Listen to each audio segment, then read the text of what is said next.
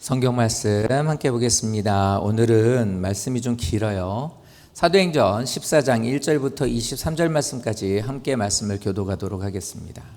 한 절씩 말씀을 교도하도록 하겠습니다. 이에 이고니온에서 두 사도가 함께 유대인의 회당에 들어가 말하니 유대와 헬라의 허다한 무리가 믿더라.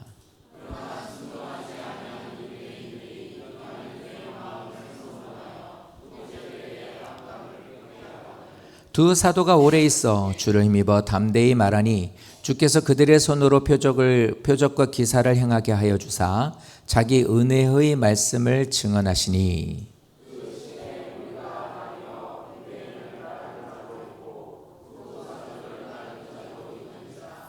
이방인과 유대인과 그 관리들이 두 사도를 모욕하고 돌로 치려고 달려드니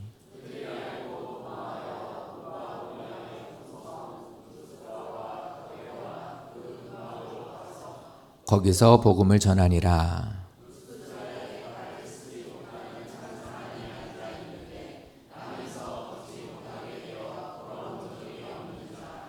바울이 말하는 것을 듣거늘 바울이 주목하여 구원받을 만한 믿음이 그에게 있는 것을 보고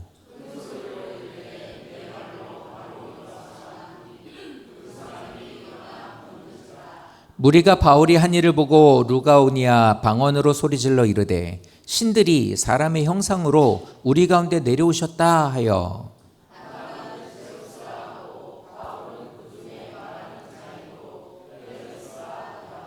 시외 제우스 신당의 제사장이 소와 화환들을 가지고 대문 앞에 와서 무리와 함께 제사하고자 하니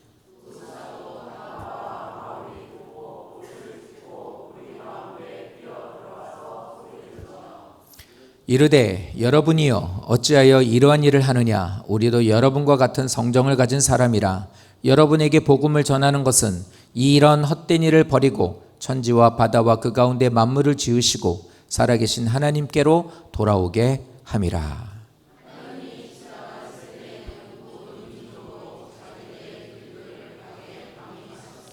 그러나 자기를 증언하지 아니하신 것이 아니니 곧 여러분에게 하늘로부터 비를 내리시며 결실기를 주시는 선한 일을 하사 음식과 기쁨으로 여러분의 마음에 만족하게 하셨느니라 하고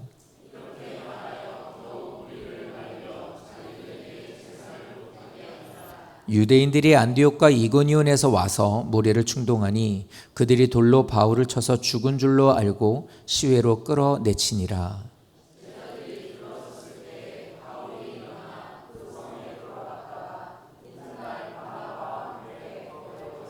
복음을 그 성에서 전하여 많은 사람을 제자로 삼고 루스드라와 이고니온과 안디옥으로 돌아가서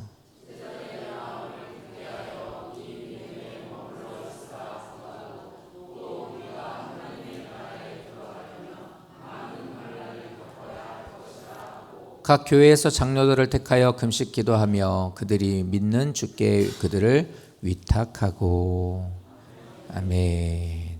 오늘 사도행전 14장에 있는 말씀으로 복음은 사람을 변화시키고 교회를 세운다라는 제목으로 함께 말씀을 나누겠습니다. 사도행전 14장이 나오는 오늘 말씀은 바울과 바나바가 전도 여행을 하죠.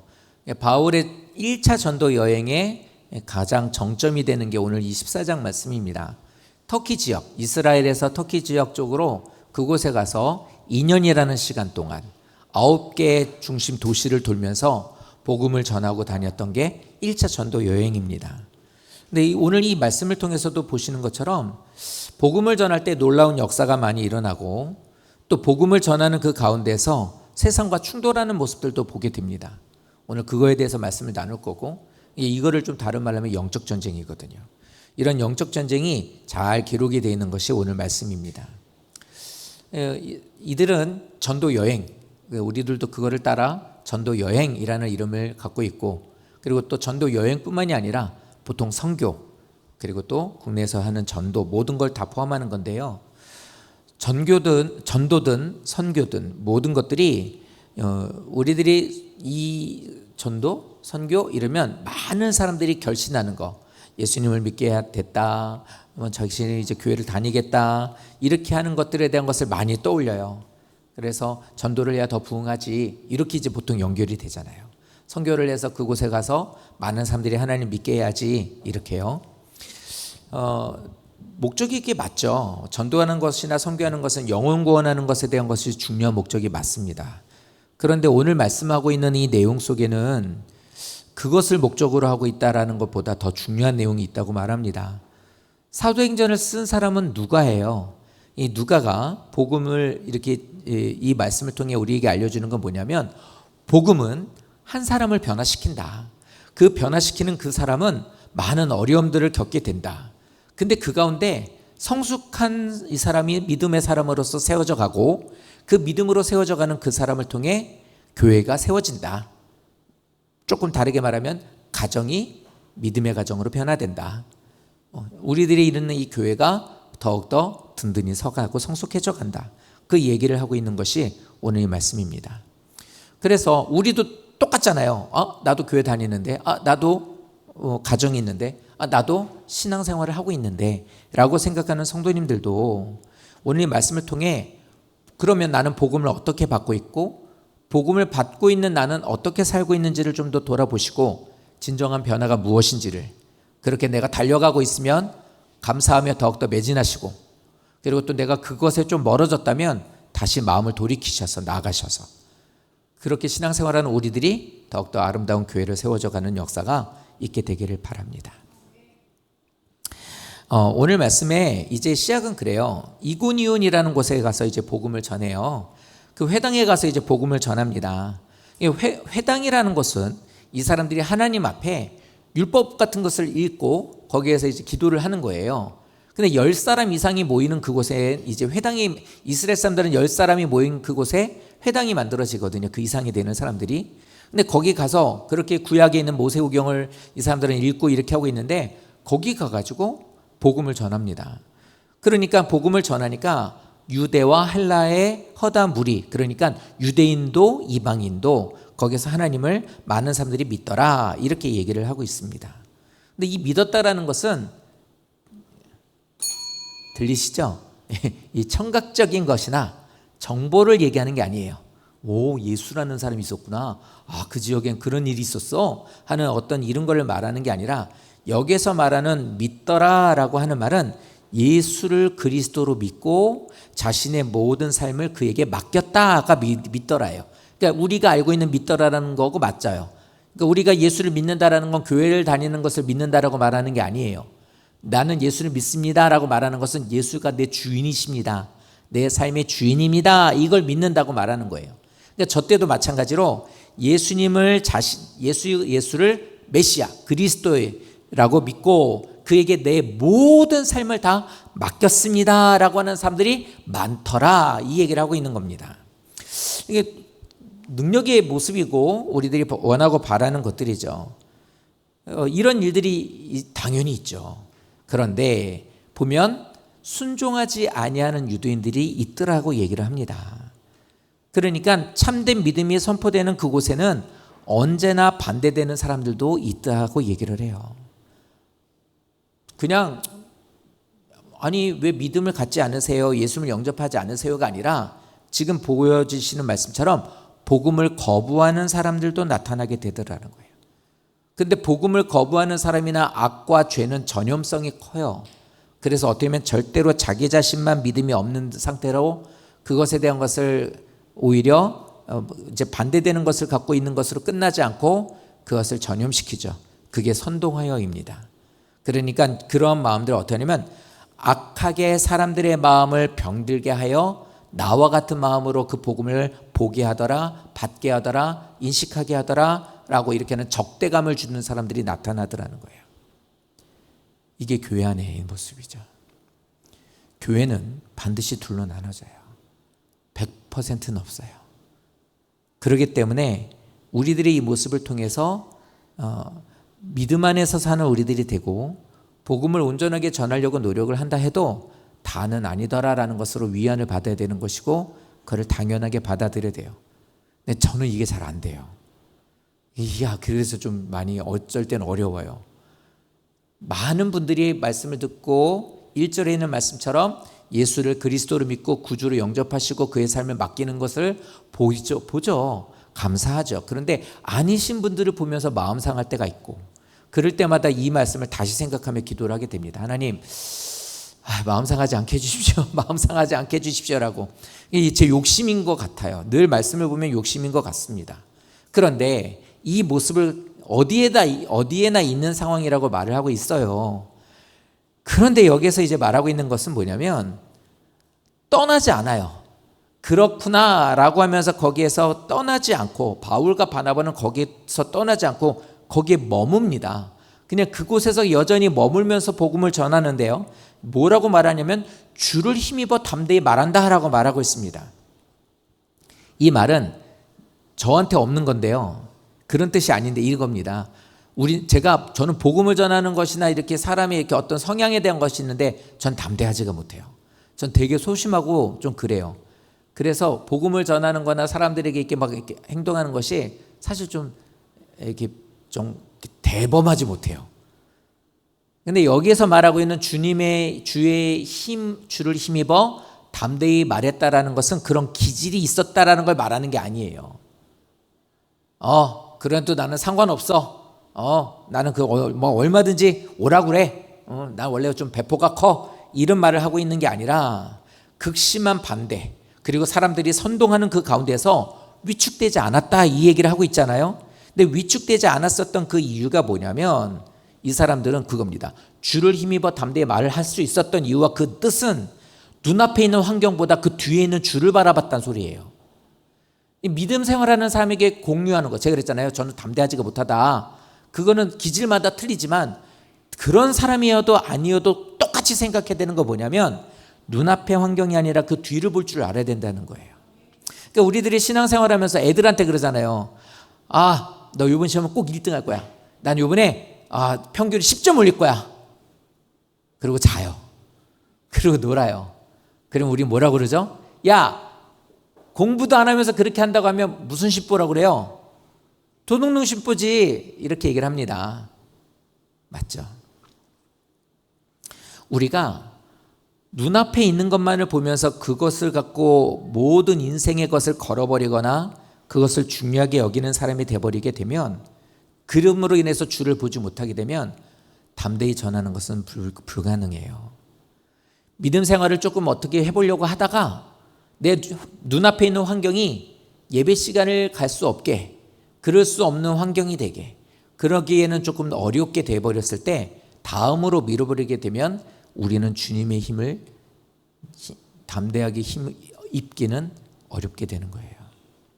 그렇기 때문에 기질과 상관없이 모든 믿음의 사람들에게 있어서는 하나님을 믿고 의지하며 주님께 나의 모든 인생을 맡깁니다 라고 하며 믿음으로 나가는 우리가 되고, 그렇게 사는 우리들의 삶으로서 보여지기를 원하신다면 눈앞에 있는 환경을 보지 말고 주님을 바라보는 성도가 반드시 되셔야 된다는 겁니다. 진리를 소유한 사람이요, 적대감, 그리고 사람들의 오해, 이런 것들 때문에 복음을 전하는 것을 축소시키거나 아니면 이것을 약화시킨다면, 자, 그런 뜻이 아니에요. 죄송해요. 꼭 제가 그렇다고 말한 건 아니고, 마음 상하셨으면 죄송하고요. 네, 그냥 예수님을 믿으시는 것, 그냥 그냥 좋은 말이니까요. 그냥 그렇게 들어주세요. 이런 식으로 하지 않았다 소리예요. 내게 있어서 예수님은 이러신 분인데요. 예, 맞습니다. 당신들이 말하고 있는 것처럼 예수는 훌륭하신 분인 것을 인정한다고 하지만 예수는 그런 훌륭한 분이 아닙니다. 예수는 나를 위해서, 우리를 위해서 이 땅에 오셔서 우리 죄를 사하시고 죽음으로써 그 죄를 사하시고 부활하신 분이십니다. 이걸 믿지 않아요, 유대인들은. 이렇게 생각하는 것은 아직 오실 메시아라고 믿고 있지, 이런 사람들, 이런 것은 예수를 선지자 중에 하나로 알고 있었거든요. 그러니까 믿음 안에서 하나님의 말씀을 갖고서 말씀을 선포한 것은 믿지만 그는 메시아는 아니다, 이거였어요. 근데 바울은 아니라는 거예요. 그것까지 환경이 막혀 있는데도 그렇게 말할 수 있는 것은 현재 있는 환경 뒤에 있는 주를 바라볼 수 있는 눈이 있었기 때문이죠. 이런 믿음이 있으셔야 된답니다. 눈앞에 있는 것에 자꾸만 우리들이 요동쳐서는 안 된다는 겁니다. 그래서 우리도 우리에게 주신 이 복음을 훼손하지 않는 우리가 이것을 약화시키지 않는, 그래서 주님을 우리가 담대히 믿고 선포할 수 있는 우리가 되었으면 좋겠어요. 그러니까 눈앞에 있는 것 정말 중요하죠. 그게 사실 제일 큰 문제가 됩니다. 이 문제를 잘 기억하셔서 믿음 생활하는 우리들이 어떻게 되는지를 좀 봐주십시오. 주를 힘입어 담대히 나가야 된다는 것은 무엇인지 꼭 기억하시기를 바랍니다. 자, 이렇게 나가면서 여전히 거기에서 이제 복음을 전해요. 약화되지 않고 그저 그대로 이제 복음을 전하고, 그러니까 성도님들이 믿음 생활하는데 가족들이 그거에 대한 것을 비난을 하거나 그런 얘기하지 마, 식구들 모였을 때 뭐 이런 얘기를 한다 칩시다.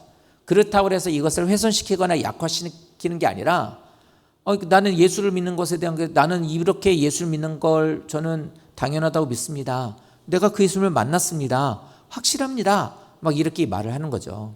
근데 이렇게 복음을 전하는 가운데 어떤 일이 생기냐면, 그 루스드라라고 하는 옆에 있는 성에서 이제 복음을 전하는데 거기에 루스드라에 있는 사람이 와서 복음을 들어요. 근데 이 사람의 설명을 들어보니까 나면서부터 걷지 못하는 사람이라고 말합니다. 그러니 이 지역에 있는 사람들은 다 아는 사람이에요. 모두가 알고 있는 사람이고 걷지 못하는 사람이라는 걸 알고 있습니다. 그런데 이 사람이 거기 와서 바울이 전하는 복음을 들어요.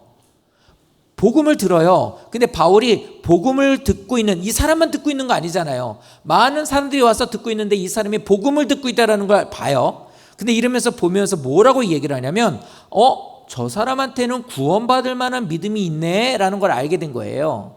구원받을 믿음이라는 게 뭐냐면 구원에 이를 수 있는 믿음, 즉 예수의 은혜로 구원받을 수 있다는 것을 믿기 시작했다는 거예요. 그러니까 믿음이라는 것은 이 사람이 와서 계속해서 교회를 오랫동안 다닌 사람이 아니어도 이방 지역에서 살면서 못 걷는 병자였었고 사람으로서 어떤 역할을 할 수 없는, 구실을 할 수 없는 사람이었는데, 그러니까 뭐냐면 정반대 멀리 떨어져 있었던 극적으로 아주 저 끄트머리에 있었던 사람이라고 여겨지는 사람인데, 복음이 들려지게 될 때에 그 말을 딱 듣고 있었다는 거고, 들었을 때에 구원을 받을 수 있을 만한, 예수를 하나님으로 믿을 수 있을 만한 믿음이 그 안에 있더라는 겁니다. 이 믿음에 대한 것을 뭐냐면 보면서 얘기를 해요. 저 사람이 복음을 듣네. 성도님들, 이거는 바울만이 있는 게 아니라 저도 마찬가지고요. 이건 성도님들도 다 느끼실 수 있어요. 예배 시간에 저는 여기서 있으면 성도님들 손 의자 밑에서 뭐 하시는지는 몰라요. 포수들이 야구할 때 밑에서 사인을 주고받는 것처럼 하는 건 저는 보이진 않으나 여기에서 이렇게 보여지는 얼굴은 다 보입니다. 근데 그 얼굴들을 보면 이 말이 무슨 말인지 알아요. 복음을 받아들이고 있는 분이 누군지 보여요. 누구든지 기도하시면 그걸 느끼실 수 있을 거예요. 왜 그럴까요? 그건 성령의 똑같은 성령을 갖고 있는 분이기 때문이에요. 그러니까 아까 처음에 말씀드린 것처럼 마음이 상한다는 게 뭐냐면, 왜 똑같은 말씀을 듣는데 왜 구원에 이를 만한 믿음을 받을 만한 분인데 그러지 않을까라는 마음 때문에 좀 힘들고 마음이 상한 거고 안타까운 거죠. 그런데 그거는 알아주세요. 정말 예배 드리실 때 보면 복음을 받아들이는 분은 티가 나요. 알아요. 그건 누가 봐도 알아요. 믿음의 사람이라면, 이왕이면 하나님이 보시기에 믿음의 같은 사람으로서 앞에 세웠다라는 것은 공부를 하고 자격증, 목사도 이제 이렇게 하면서 목사로서 자격을 갖춰야 되는 거니까 세움을 받아서 있는 사람이라면 눈에 보여지는 사람한테만 잘 보이는 것은 옳지 않지만, 그래도 믿음 생활하는 데 있어서 나를 이끌어가는 사람에게 내 믿음이 어떤지를 보여줄 수 있는 믿음의 정도는 사람이 됐으면 좋겠거든요.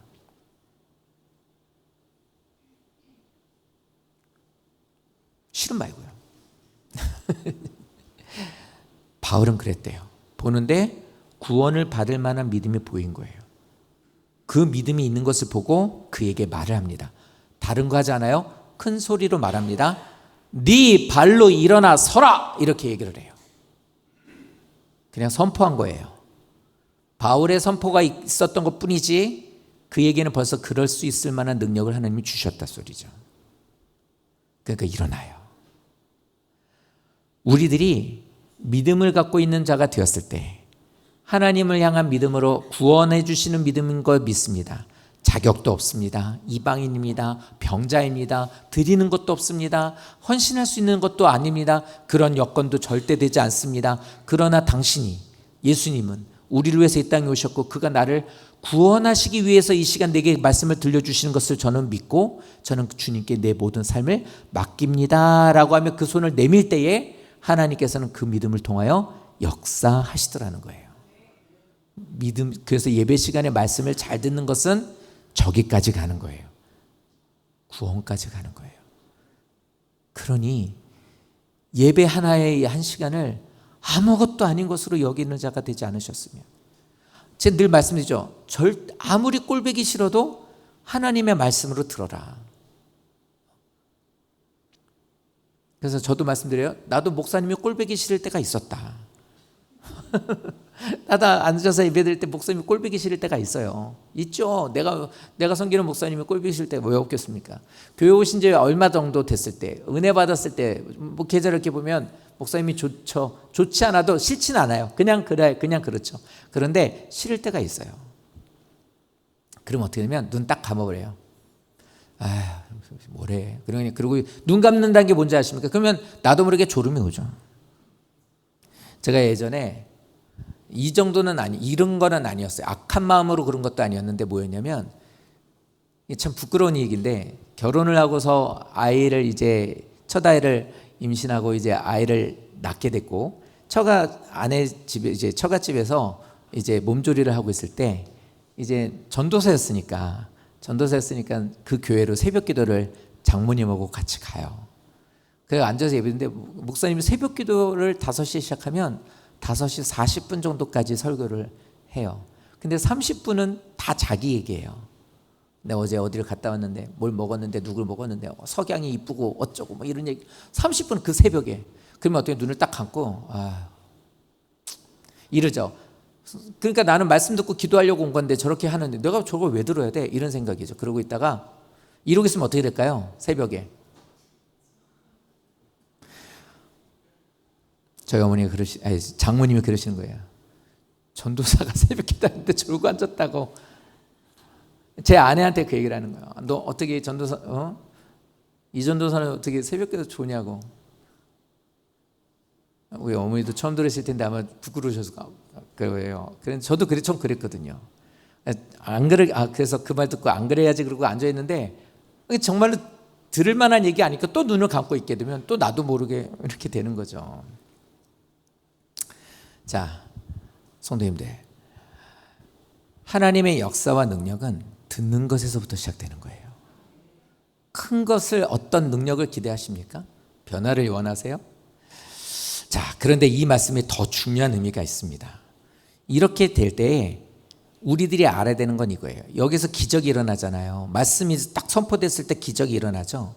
믿음은요, 어떠한 기운을 통해서 내가 원하는 어떤 요소들에 대한 것들을 채워줄 수 있는 게 믿음이 아니에요. 믿음은 내 바람에 대한 것을 이루는 도구가 아니라는 거예요. 다시 말하면 교회 와서 예배드리고 기도 열심히 하고 꼬박꼬박 안 빠지고 그래도 어떻게 됐든 재미가 있든 없든 상관없이 앉아있으면 뭐라도 어떻게라도 우리 자식 잘 되게 해줄 거고, 우리 집안 평안하게 해줄 거고, 나 돈 버는 것도 좀 잘하게 해줄 거고, 애들 공부하는 것도 그렇고, 건강 문제도 그렇고, 다는 아니어도 뭔가 좀 낫겠지라고 하는 어떤 이것에 대한 기적을 만들어내는 도구라고 생각하시면 안 된다는 겁니다. 믿음은 하나님의 능력을 붙드는 손이에요. 하나님이 어떤 능력을 할지는 우리는 아무도 알 수 없어요. 설령 저 있는 말씀이 루스드라에서 발을 쓰지 못하는 한 사람이 있었는데 그 사람이 복음을 듣더라. 복음을 듣는 그를 보니까 구원받을 만한 믿음이 있더라. 그러나 저 사람이 평생 동안 발을 쓰지 못하고 죽을 수도 있단 말이에요. 그럴지라도 저 사람 안에는 구원에 이르는 믿음이 있기 때문에 저 사람은 구원받은 백성이 되는 거라고요. 우리들은 꼭 예배를 드리고 교회를 오고 믿음 생활을 잘하고 기도 시간에 앉아있고 뭐 이러면 내게 있어서 내가 이루고 나서 조금 나아질까 봐, 좀 좋아질까 봐 그것 때문에 교회를 오거나 그것을 바라는 분들도 있을 거라고요. 그게 아니라고요. 그 도구가 아니라고요. 전혀 상관이 없는 거예요. 하나님의 능력을 그냥 붙잡는 거예요. 그러면 그 말은 뭐냐면 주님이 알아서 해주십시오. 주님, 저렇게 살다가 발을 못 쓰고 평생 못 걷는 사람이 난데 평생 못 걷고 죽을 수도 있어요. 그럴지도 내 속은 이제는 주님을 향해서 이제 믿음이라는 게 생겼네요. 하나님, 이제 저 세상 것 보지 않습니다. 누가 나 좀 구걸할 때 많은 돈 좀 주지 않을까? 나 누가 좀 이렇게 불쌍히 여서 좀 그래도 좀 혜택을 좀 주지 않을까? 저 이런 거 보지 않겠습니다. 하나님, 구원받을 수 있도록 나를 불러주신 것만으로 감사하고, 그런 은혜 주셔서 감사하고, 지금은 못 걷지만 나는 이것이 하나님 나라 가는 것에 전혀 지장이 되지 않습니다. 이 믿음으로 살면서 그 어떤 것으로 역사하실지 모르는 그 능력을 붙잡는 손이 믿음이라는 거예요. 그러니 대가나 어떤 것에 대한 것을 기대하거나 그것에 대한 욕망을 갖고 하시는 거 옳지 않아요. 그러니까 성도님들이 앉으면 자식 기도, 앉으면 돈 기도, 앉으면 직장 기도, 앉으면 건강 기도 이루실 수 있겠지만 순서가 바뀌어야 되는 거예요. 하나님의 능력을 먼저 붙잡아야지 도구로 삼으시면 안 된다는 걸 알려주고 있는 겁니다. 그때 저렇게 선포될 때 하나님께서는 역사하신다는 거예요. 그러면 저렇게 되는 분들이 있죠. 저렇게 지금 기도하시며 믿음을 갖고 있는 분이 있습니다. 근데 반대되는 사람도 있어요. 반대되는 사람들 볼까요? 저것을 보고 깜짝 놀라는 거예요. 능력이 나타났으니까. 그러니까 저 사람들이 깜짝 놀라서 소리를 지르는 거예요. 와, 신이 우리들에게 오셨다. 그래서 어떻게 합니까? 소를 잡고 화환을 갖고 와가지고 이 사람들이 거기서 제사를 하려고 하는 거예요. 바나바와 바울을 보면서 말하고 있었던, 선포하고 있었던 바울을 향해서는 헤르메스라고 하고, 같이 있었던 바나바에게는 제우스라고 얘기를 합니다.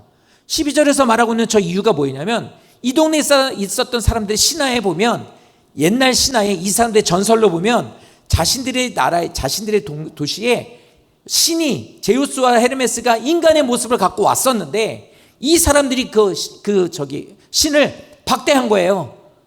신이 왔는데, 자기들이 신이라고 했는데 말도 안 되는 소리 하지 말라 이러고서 거절을 한 거예요. 그랬더니 이 신들이 그곳을 떠납니다. 떠나기 전에 뭐라면 홍수로 그 루스드라를 심판했던 거예요. 홍수로 심판했던 거예요. 그리고 나서 그 일들이 있고 나서 이 사람들을 보니까 신들이 할 수 있는 일들을 하고 있거든. 그때 떠났던 신이 다시 왔다는 거예요. 그래서 저렇게 와가지고 제사를 드리면서 오 이러고 있었던 거예요. 신격화한 거예요. 신격화. 이 모습을 보고 얘기를 합니다.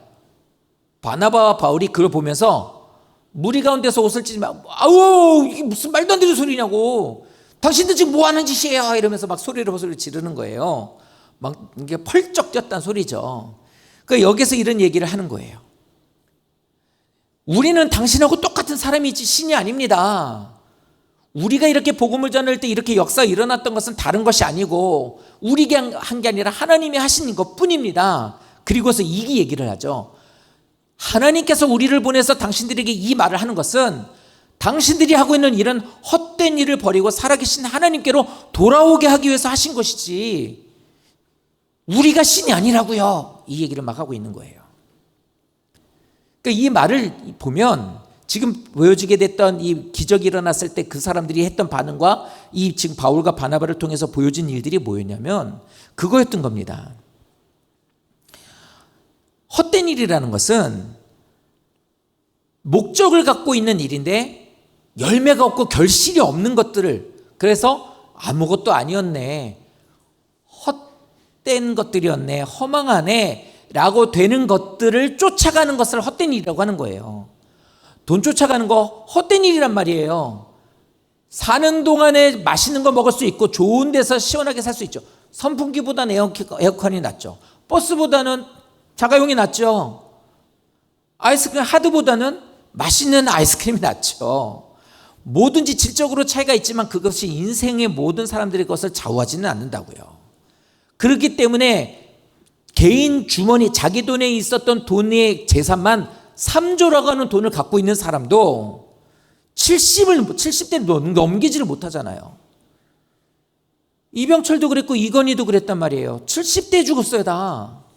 3조라는 돈이 자기 주머니에 있었던 사람인데 자기가 숨이 헐떡거릴 때 그 돈을 지불함으로 인해서 자기의 인생을 다시 원래대로 돌려놓지 못하더라고요. 그러니까 돈을 갖고 쫓아가는 사람들이 하는 말이 뭐냐면 그거 다 헛되더라는 거예요. 명예요? 자신의 어떤 뭐 삶이요?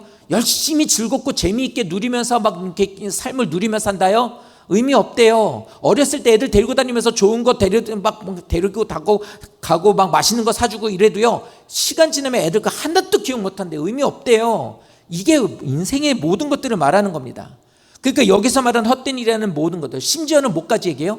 자기 자신, 자기 자식, 자기 식구, 그 모든 것들을 집중하고 있는 것을, 그러니까 성도님들 어떤 것에 목적을 갖고 있을 때 이것이 내 영혼을 구원할 수 있는지에 대한 것을 한번 따져보시라는 거예요.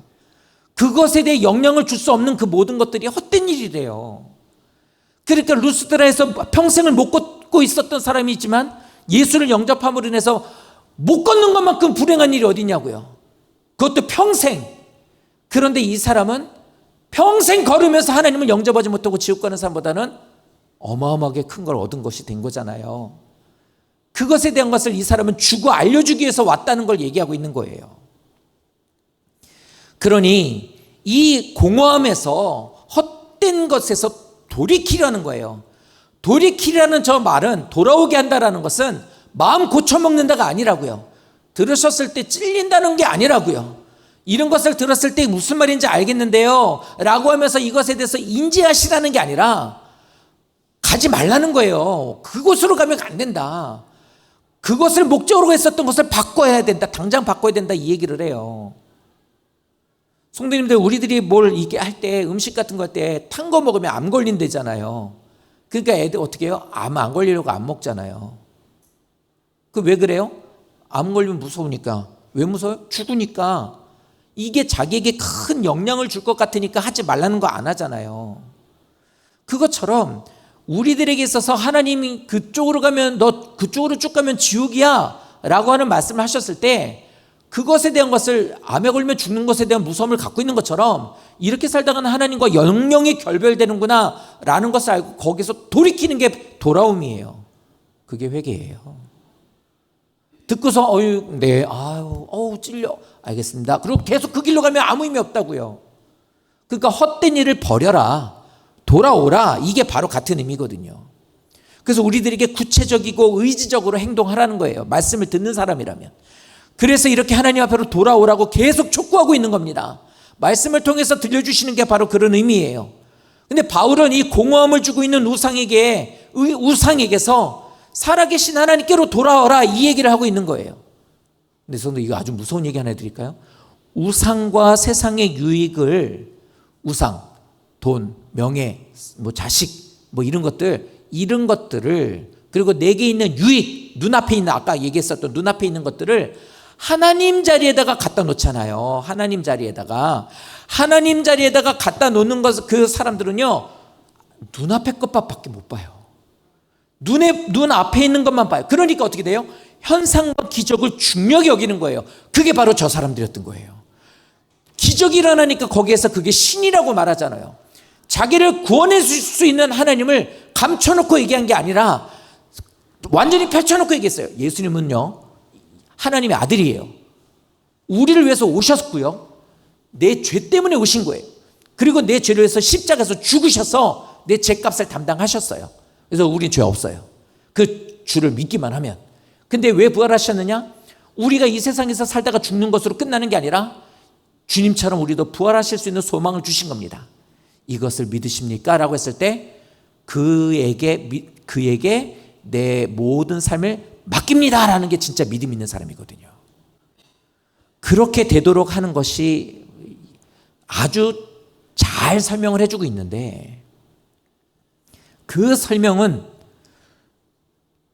믿음이 없으니 귀가 막혀 있으니 듣지 못하고, 눈에 보여지고 있는 거, 탄 거 먹으면 암에 걸려, 채소 많이 먹어야 건강에 좋아, 이런 것들, 피부에 뭐 자외선 쐬면 안 되니까 교회 오는데 성경책 갖고 오는 건 어려운데 선크림은 꼭 발라야 되는, 뭔가에 대한 중심에 대한 것들이 완전히 바뀌어져 버린 게 되는 거예요.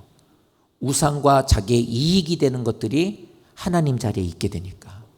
그러니 환경을 너무나 민감하게 보게 되고 기적이라는 것을 중요하게 여기는 거예요. 그래서 많은 교회들 가운데 목사가 기도했을 때 능력이 일어나는 그 교회가 진짜 살아있는 교회라고 말하는 사람들이 많아지는 거예요. 아니에요. 능력에 대한 것들이 우선이 되면 어떻게 되냐면, 저 있었던 교회엔 목사님이 너무 무서웠어요. 근데 저는 무서운 목사님을 많이 만났던 것 같아요. 그냥 맨날 왜 이렇게 무서운 목사님만 많이 만났는지. 근데 처음에 제가 지난번에 얘기했었죠. 저 개척한 교회 갔을 때 그 목사님 안 무서웠거든요. 교회를 정하게 되는데 목사님이 도끼는 뜨고 예배 시간 똑바로 안 해요? 집사님! 막 이러고 난 그 교회 안 갔을 거예요. 그래서 좋은 교회를 가서 목사님 만났는데, 이 목사님이 어느 날 우리 교회가 팔렸다는 거예요. 그래서 다른 교회 목사님이 오셔서 다음 주부터 설교할 거라는 거예요. 그래서 그 목사님이 이제 설교하는데, 와, 그 목사님 진짜 무서워요.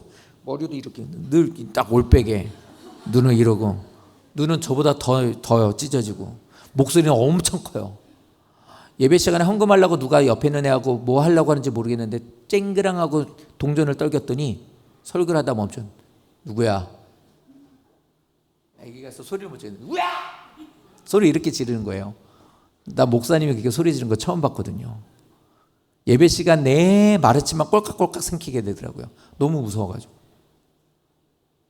근데 왜 그렇게 무서웠게 됐는지를 들었어요. 한 번은 교회에서 금요기도회를 이렇게 하고 있는데, 제가 살던 데가 시흥동이었거든요. 시흥동 저 위쪽에 있는 시흥 그 산 쪽은 산동네였어요. 근데 거기에 그 교회가 원래 있었는데, 목사님이 막 설교를 하는데 술 먹고 와가지고 누가 깽판 하는 거 막 소리 지르면서, 목사님이 하나님이 저주가 있을지다 그러고 저주를 해버린 거예요. 근데 그 사람이 그날 죽었어요. 그러고 났더니 목사님이라는 말을 이제 다들 무서운 거예요. 그러니까 이제 목사님은 그런 일을 겪고 나니까 이제 목소리가 커지신 거고 그랬다는 거예요. 내가 물어봤거든요. 성도님한테 목소리 왜 이렇게 무섭냐 했더니 예전에 그런 일이 있었다는 거예요. 성도님들, 목사가 기적을 행하게 되면, 능력을 행하게 되면 그 다음부터는 공포로 바뀝니다. 내 말 안 들으면 뭐가 있어요? 저주예요. 예배 시간에 내가 설교했는데 졸아?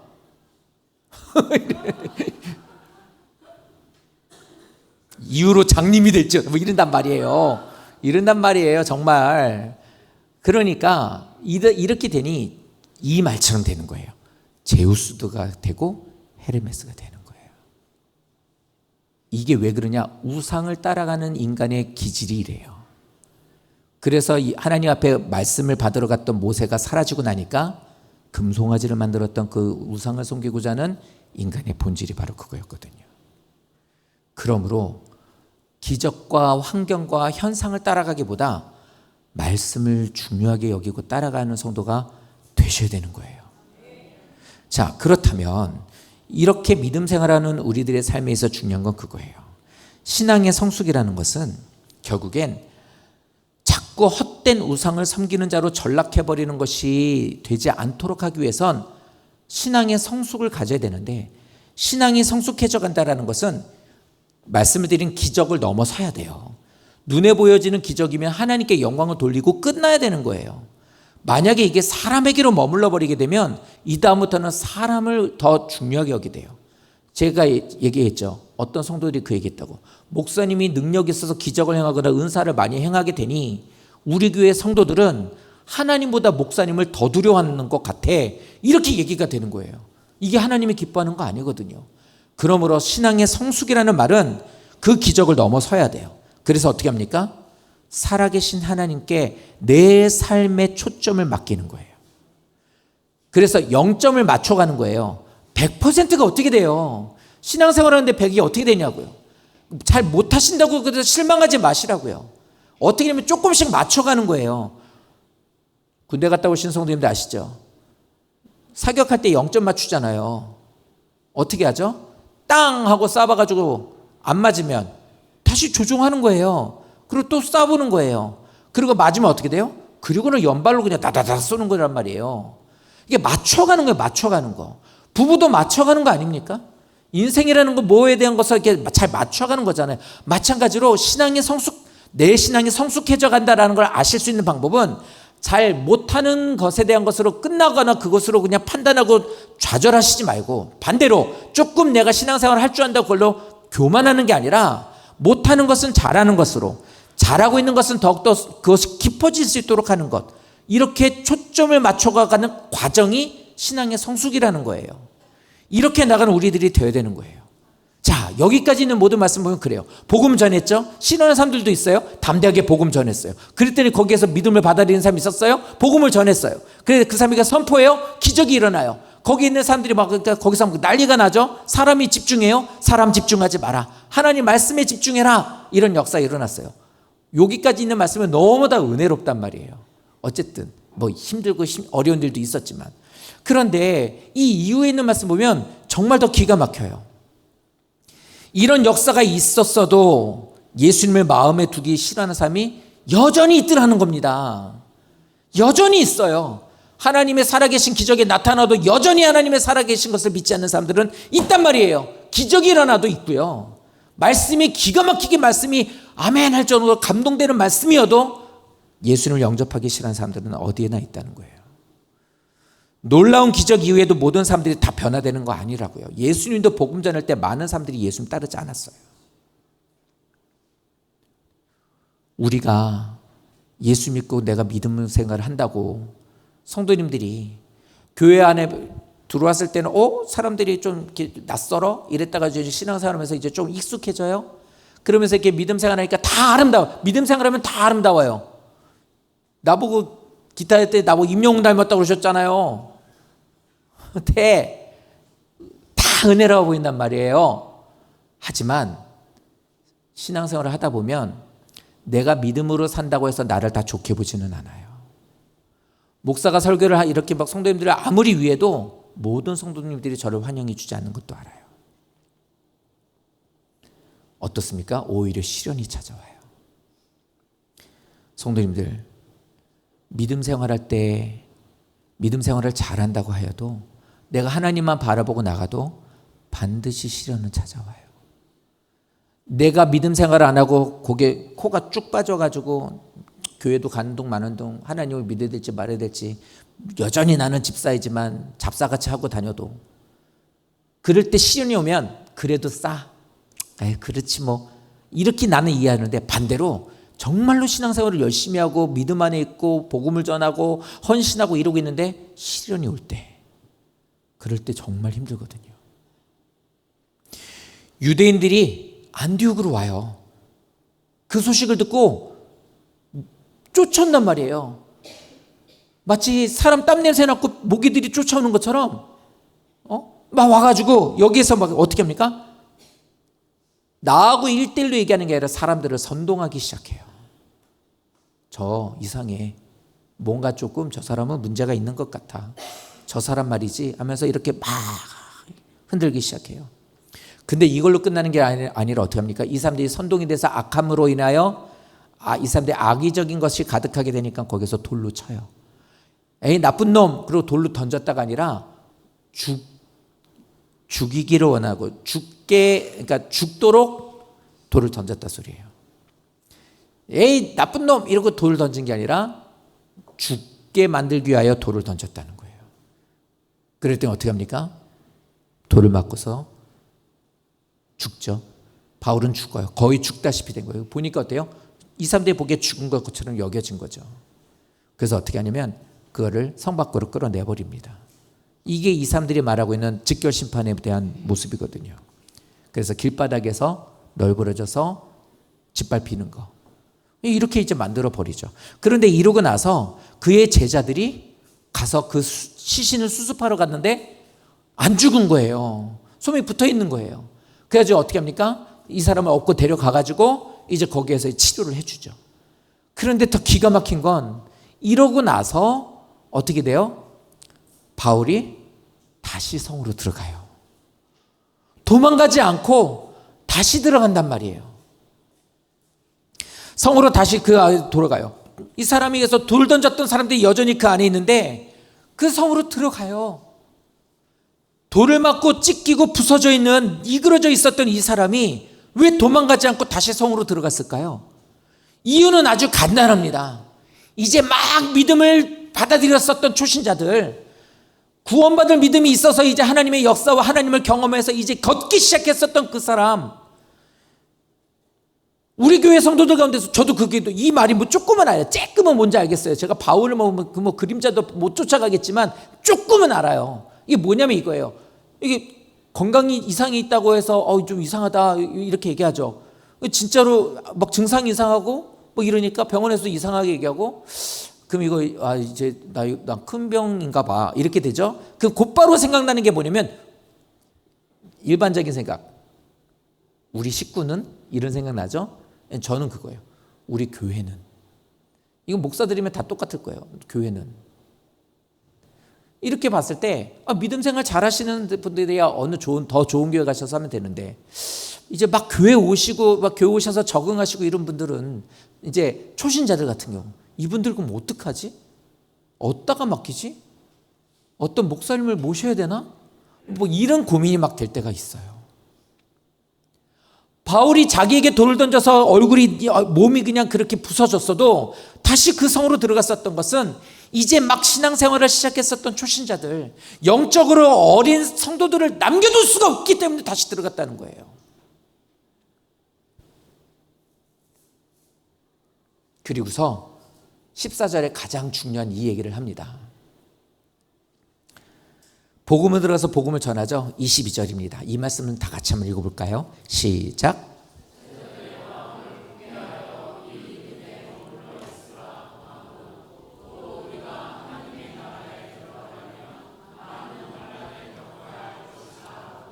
아멘. 죽다 살아난 바울은 이제 환난은 끝났어. 이제 괜찮을 거야. 하나님이 좋은 날 주실 거고 힘내. 하나님께서 다 기억하고 축복해 주실 거야. 이렇게 위로하지 않아요. 저도 성도님들께 부탁하고 싶은 게 오늘 이 말씀이에요. 인간적으로는 저도 그래요. 성도님들 뵈면서 정말로 열심히 헌신하고 자신의 것보다 하나님을 더 의지하면서 그 마음으로 뭐 저를 섬겨주시든 교회 일을 하시든 하나님의 일들을 감당하시는 분 계시죠. 그런 분들이 더군다나 힘들어 하실 때면 저도 그렇게 말하고 싶어요. 얼마 안 남았을 거예요. 힘내세요. 좋은 날 주실 거예요. 하나님께서 갚아주실 거예요. 이런 말 하죠. 그런데 바울이 우리들에게 하는 말은 이겁니다. 믿음의 길에는 반드시 환난이 있습니다.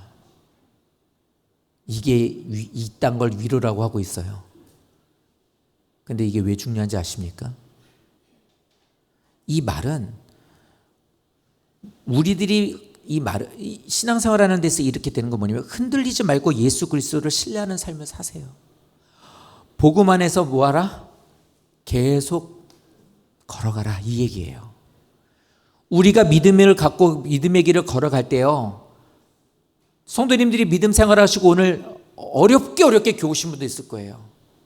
막 야근하고 오시는 분도 있고 아까도 축복 기도할 때도 말씀드렸지만 드릴 수 없는 가운데 하나님 앞에 정말 드리는 분도 있을 거고 정말 못 갈 것 같은데 그렇게 교회 오시는 분도 있을 거고 어떤 환경이든 상황이든 다 알 수 없지만 각자가 다 그런 일들이 있으신 분이 있겠죠. 이렇게 될 경우 우리들의 삶에는 하나님이 이런 것들이 계속 이렇게 하나님을 향하여 마음을 다하여서 신앙생활하면 우리가 걷는 길은 꽃길이어야 돼요. 형통이어야 되고요. 홍해가 갈라져야 된다고요. 그런데 바울이 하는 말은 뭐냐면 오히려 환난이 많을 거라는 거예요. 우리도 그렇게 생각할 때가 많아요. 하나님, 나 이렇게 신앙생활하고 있는데 왜 어려워요? 하나님, 어려운 가운데서도 내가 이만큼 하나님 앞에 믿음에 대한 걸 보여드렸는데 왜 난 이렇게 고난이 많아야 돼요? 이게 사실은 사람을 힘들게 하는 일이 되어버리죠. 근데 이 말은 이겁니다. 요 뒤에 나와 있는 이 말. 우리가 하나님 나라에 들어가기 위해서는 많은 환난을 겪어야 된다는 거예요. 다르게 말하면 많은 환난을 통해서 하나님 나라로 들어가게 된다는 거예요. 믿음 생활하시면서 환난이 없기를 기대하지 마세요. 믿음은요, 환난이 없어지게 하게 하는 것이 믿음이 아니라 환난 가운데서도 계속 살아갈 수 있게 하는 게 믿음인 거예요. 믿음 생활을 잘하면 환난이 싹 없어지고 안개가 걷히고 이럴 걸 기대하신다면 아까 같이 다시 기적으로 올라가야 되는 거예요. 그렇게 되면 뭔가가 나에게는 신격화되는 일들이 벌어질 수밖에 없는 거예요.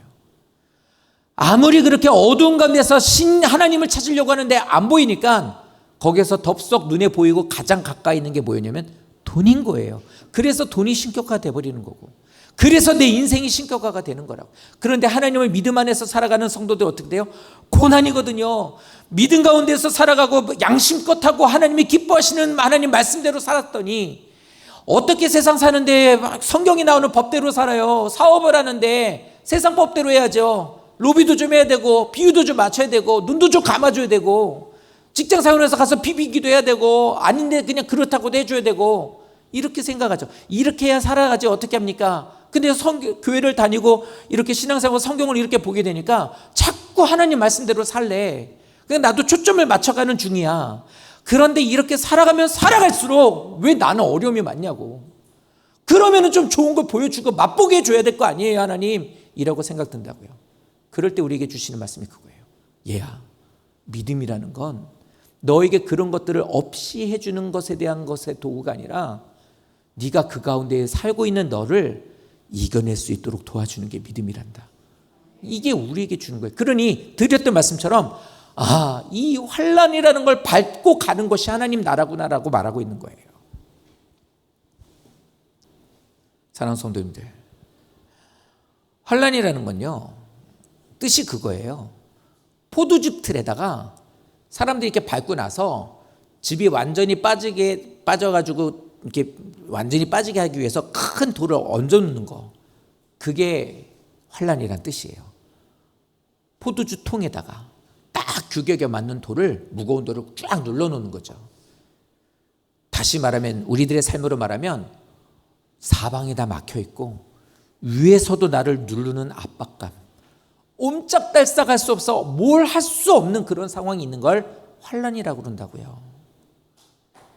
예수를 믿으면서 이런 환난을 겪을 때가 많아요. 이거를 피하고 싶어서 하나님 떠나는 사람들이 많아진다는 게 마지막 때 모습이래요. 요한계시록에 보면 그러죠. 마지막 때가 되면 그 환난이라는 것을 벗어나서, 특히 우리나라는 더 그래요. 이 정도 이제는 사는 삶의 어떤 모습이면 옛날같이 어른들같이 고난 모르죠. 그러니까 조금만 어려우면 어떻게 돼요? 그걸 벗어나기 위해서 이제는 요즘 애들 취업 안 하잖아요. 알바 6개월에도 실업급여 나오고 기본적인 거 다 되고, 그러니까 어렵고 힘든 거 할 필요 없고 뭐하러 공부해요? 뭐하러 어렵게 해서 이렇게 이제 생각하는, 똑같아요. 신앙생활도 하나님을 믿으면서 나가는, 내가 뭐하러 싫은 소리를 들어 교회 가가지고, 내가 뭐하러 이렇게 힘든 데 가서 그래, 내가 나도 뭐 직장 다니고 살기 힘든데 내가 가서 뭐하러 그렇게 그냥 목봉사하고, 여러 가지 얘기를 하죠. 그래서 피하는 거예요. 신앙의 길에는 반드시 우리를 짓누르는 환난이라는 게 있어요. 그러니까 성도님들 삶 잘 돌아보세요. 뭔가 하나님께로 가까이 가면 이상하죠? 교회 생활을 하면 할수록 더 힘들어져요. 마음은 기뻐야 되는데 더 분주하고 피곤하고 많아지게 돼요. 그래서 그 마음을 잃지 않기 위해서 꼭 해야 되는 게 말씀에 대한 것과 기도예요. 그래서 내 마음이 하나님께로 향하면서 육신적인 것은 힘들어도, 그래서 저도 그랬다고 그랬거든요. 너 왜 굳이 목사 되려고 하냐? 지금 생각해도 그 대답만한 대답이 없었던 것 같아요. 엄마, 보니까 부모님들도 그렇고 다 사는 거 보니까 다 힘들어 하던데 이왕 힘든 거면 나는 하나님을 위해서 힘든 게 훨씬 나은 것 같아. 그 얘기를 했었어요. 사랑하는 성도님들, 인생 살면서 우리들이 모두 걸어가는 그 길은 내 인생의 모든 것들을 짓누르는 환난이라는 거예요. 그런데 세상이 주는 환난과 다른 것은, 하나님을 향해 믿음의 신앙의 길을 걸어가고 있는 우리들에게 주는 이 압박은요, 우리를 파괴하는 것이 아니라 우리 안에 있는 불순물을 빼내주는 것이 되는 거예요. 내게 있어서 정금과 같이 나오게 하는 것이 환난이라는 거예요. 그러니까 늘 인정받고 격려해주고가 아니라 때로는 잘못하면 질책도 받고, 또한 내가 잘하고 나가는데도 불구하고 나를 같은 유대인들인데도 비난하고 악의를 갖고 대했던 것처럼 내가 좋은 의도로 갖고 했어도 나를 그렇게 하는 일들을 통해 상처받거나 시험 들거나 하나님 떠나지 말고 그 마음을 가지고 하나님께로 나와서 기도하시는 거예요. 주님을 의지하는 담대한 마음 주셔서 이걸 피하지 않게 해주십시오. 하나님, 이 일들을 잘 감당하고 나가는 데가 도와주십시오. 복음이라는 것은 저거예요. 환난이 없는 삶을 약속하지 않아요. 하나님의 말씀은 여러분에게 환난이 없게 하는 것이 아니라 우리들의 모든 삶에 있어서 믿음을 잃지 않는 능력을 갖게 해줍니다. 그러니까 말씀을 가까이 하세요. 들으시는 말씀을 반드시 내 말씀으로 삼으셔서 어쩌면 저렇게 지금 힘들어하고 있는 나를 알고 하시는 말씀일까? 이겨내라고 주시는 말씀이구나. 그러니 이 말씀 붙잡고 내가 더 믿음으로 나가야지. 피하지 말자. 이것을 자꾸 벗어나려고 하지 말자. 이거 싫다고 내가 기분 나쁘다고 이것을 외면하지 말자. 이러면서 나가는 성도가 되셔야 된다는 거예요. 바울은 자신의 고난을 이렇게 보여줌으로 인해서 제자들에게 위로한 거예요. 그러니까 이 말은 22절에 저 말은 제자들에게 한 말이거든요. 믿음 생활하고 있는 성도님들에게 하는 말이에요. 저도 마찬가지고. 나도 바울이 나에게도 해줄 말이겠고 나도 성도님들에게 해줄 말이고 우리 모두 다 마찬가지예요. 성도님들 믿음 생활해 나가는 우리 모두가 환난이라는 거 없는 거 기대하지 마십시다. 다만 이것만 좀 말씀하고 좀 관계없는 거지만 이거예요. 내가 환난 주는 사람 되지 맙시다. 아까 이 유대인들이 와가지고 선동했다고 그랬잖아요. 같은 사람인데 어떻게 같은 믿음의 하나님을 믿는 사람인데 어떻게 당신들한테 나 이럴 수 있어? 라고 하잖아요. 사실 그게 제일 힘든 것 같아요. 정말 믿었는데 정말 마음 다해서 해줬는데 정말 최선을 다해서 섬겨줬는데 그 사람으로 인해서 내가 만약에 비수가 꽂힌다면 와 그거 진짜 힘들어요.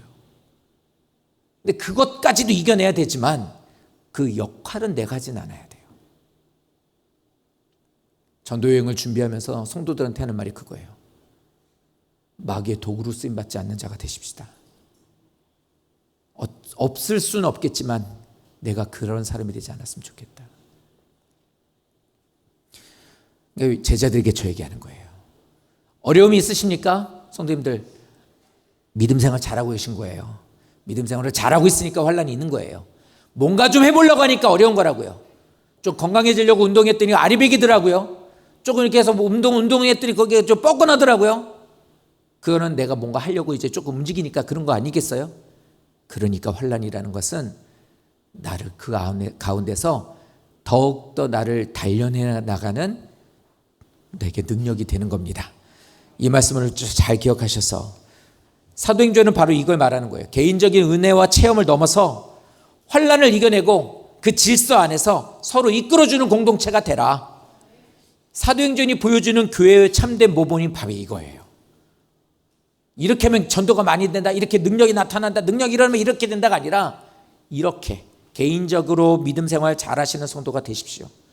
하나님에 대한 능력을 경험하시고 나가십시오. 그러나 이렇게 믿음으로 나갈 때 믿음이 생기고 믿음이 커가시는 그 모습도 있겠지만 반드시 거기에 대한 오해, 박해, 환난도 함께 있다라는 걸 말한다고요.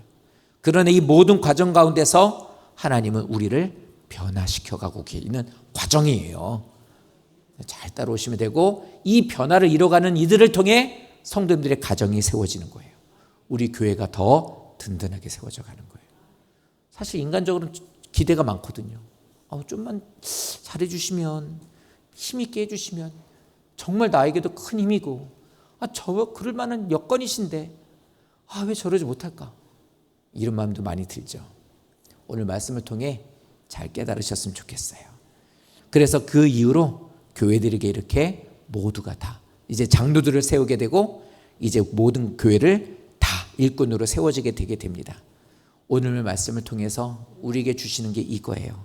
나는 하나님께 예수님께 온전한 삶을 맡기는 믿음으로 살아가고 있나? 나는 세상의 오해 앞에서도 진리를 담대하게 하나님의 말씀을 의지하고 행함으로써 그걸 보여주는 삶을 살고 있나? 혹시 나는 여전히 이 세상의 헛된 것들을 우상으로서 붙잡고 있지 않나? 그러면서 그냥 종교 생활만 하고 있는 거 아니야? 아니면 살아계신 하나님께로 돌이키려고 나는 무단히도 애를 쓰고 있는데 잘 안 되지만 그래도 나 지금 정말 노력하고 있는데 혹시 이러십니까? 내게 주어져 있는 칭찬, 집사님 이러세요. 멋있어요. 잘하세요. 최고예요. 집사님이 없으면 안 될 것 같아요. 이런 말을 듣는 것을 즐거워하고 그거를 듣기를 더 원해서 자꾸 나는 말하고 있지 않나? 아니요. 하나님입니다. 오히려 하나님을 나는 영광을 드러내고 있는가? 환난 가운데서 믿음을 굳게 세우는 삶을 살아가고 있는가? 성도님들, 오늘 말씀을 통해 믿음이 연약한 성도들이라면 오늘 이 말씀을 통해 조금 더 힘내셨으면 좋겠고, 믿음 생활을 잘하는데도 불구하고 왜 나는 이렇게 잘 안 되지, 고난이 많지, 어렵지라고 한다면 이것 또한 하나님께서 나를 강건하게 하시게 해주신 시간이라는 걸 기억하시고 믿음으로 이겨내시는 우리 모든 성도가 되셔서 복음으로 우리의 삶을 아름다운 자취로 남기는, 그래서 야, 난 저 집사님 보면 너무 은혜가 돼. 와, 저분 보면 저렇게 기도해야 된다고 봐. 정말 어떻게 저렇게 용서할 수 있지? 나도 저렇게 용서해야 될 텐데 어쩌면 저렇게 신실하실까? 나도 그래야지. 이게 내가 하나님을 향해 나갈 때 나타나는 발자취더라고요. 이런 모습들이 있으셔서 성도님들로 인해서 성도님들의 가정이, 우리 교회가 든든히 세워져가는 역사가 있게 되시기를 예수님 이름으로 축복합니다.